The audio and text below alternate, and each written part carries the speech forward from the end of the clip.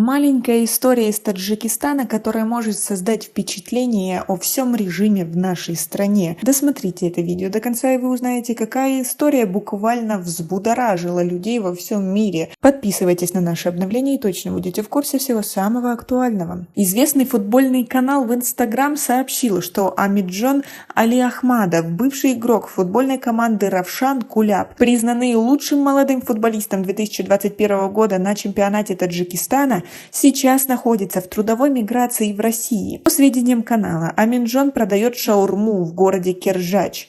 Это маленький городок с населением около 26 тысяч человек, расположен примерно в 110 километрах к северо-востоку от Москвы на территории Владимирской области России, говорится в сообщении. Со ссылкой на самого Аминджона Алиахмадова сообщается, что хотя он и был признан лучшим молодым футболистом высшей лиги, но не получил поддержку и поэтому уехал на заработки. Как вы относитесь к тому, что такие талантливые люди, которые могут прославить нашу страну на весь мир, создают ей лицо, попадают в такие ситуации? И к тому, что афиширование именно таких историй приводит к тому, что во всем мире складывается не самое лучшее мнение о Таджикистане, ведь звезда футбола продает шаурму в другой стране на заработках, потому что не может выжить в собственной. Как вам такое? Свои ответы напишите нам, пожалуйста, в комментарии. Сейчас он занимается продажей шаурмы в городе Киржач, а в свободное от работы время вместе с друзьями играет в футбол.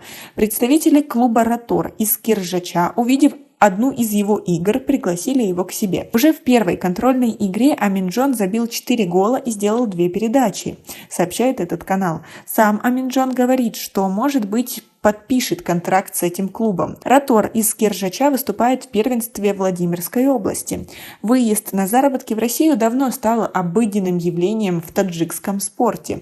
Сегодня на стройках и других объектах трудятся десятки бывших спортсменов, которые подавали надежды и выигрывали призовые места в международных и республиканских соревнованиях. Среди них не только спортсмены, но и тренеры по борьбе, тэквондо, каратэ-до, настольному теннису, волейболу, легкой атлетики и другие. Ранее также сообщалось о том, как на заработки в Россию уехал знаменитый футболист Дильшот Васиев. Также есть истории, когда известные таджикские спортсмены, которые нашли свое призвание в других странах, депортируются на родину по каким-то надуманным причинам из-за того, что они поддерживают своих соотечественников и их стремление к свободе, и за это попадают еще и за решетку. Как вы относитесь к тому, что наше правительство и его режим убивает буквально лучшие кадры нашей страны и тем самым не дает развиваться ни нормальному спорту, да и ничему? Буквально молодежь должна выживать, а не жить и развивать и прославлять нашу страну. Свое мнение по поводу всего этого напишите нам, пожалуйста, в комментарии. И у нас пока на этом все. Оцените наше видео подпиской и лайком. До скорой встречи!